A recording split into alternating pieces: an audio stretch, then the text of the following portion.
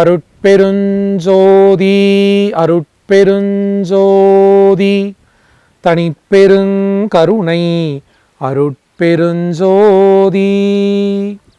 ஆன்மநேய உறவுகள் அனைவருக்கும் வணக்கம். நம்ம இன்றைக்கி எங்கே இருக்கிறோம்னு சொல்லவே தேவையில்லை. நம்ம திருவண்ணாமலையோட அடிவாரத்தில் வள்ளல் பெருமானுடைய சன்மார்க்க சங்கத்திலேருந்து இந்த உரையை கொடுக்குறோம்.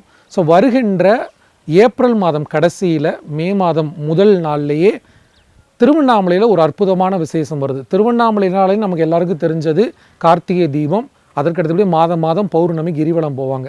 அதை தாண்டி ரொம்ப சிறப்பு அப்படின்னா கார்த்திகை மகாதீபம், அதற்கடுத்து பெரும் கூட்டம் வரக்கூடியதுன்னா சித்ரா பௌர்ணமி.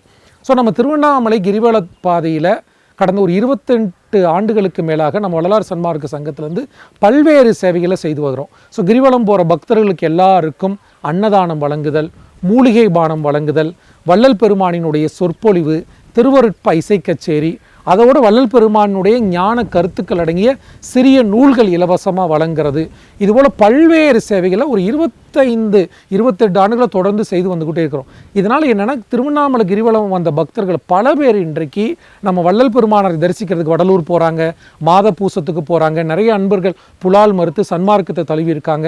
இதுபோல் பல்வேறு வகையில் சன்மார்க்கத்தை தெரிந்து கொள்வதற்கும் வள்ளல் பெருமானை புரிந்து கொள்வதற்கும் மற்றும் கிரிவலம் செல்லக்கூடிய பக்தர்களுக்கு ஜீவகாருண்யம் செய்வதற்கும் ஒரு அற்புதமான வாய்ப்பு தான் நம்ம அந்த வள்ளலார் மிஷன் செய்துக்கிட்டு இருக்கிறோம்.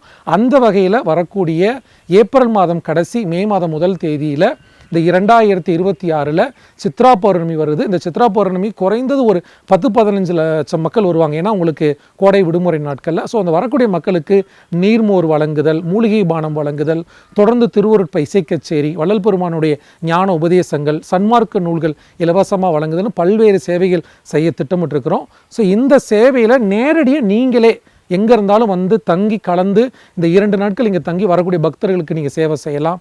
அதை தாண்டி நீங்கள் எங்கே இருந்தாலும் சரி, நாங்களால் நேராக வர முடியலைனாலும் இங்கே நடைபெறக்கூடிய சேவைக்கு தங்களால் ஆன கைங்கரியம், அன்னதானத்துக்கு நன்கொடைகள் செய்து உதவி பண்ணலாம். ஸோ திருவண்ணாமலையில் நடைபெறக்கூடிய சித்ரா பௌர்ணமி கிரிவலத்தில் வள்ளலார் மிஷனின் சேவைக்கு அன்னதான நன்கொடை வேண்டி உங்களை தாழ்மையுடன் கேட்டுக்கொள்கிறோம். இந்த காணொலி எங்கள் நண்பர்களுக்கு பகிருங்க. எல்லா உயிர்களும் இன்புற்று வாழ்க. நன்றி, வணக்கம்.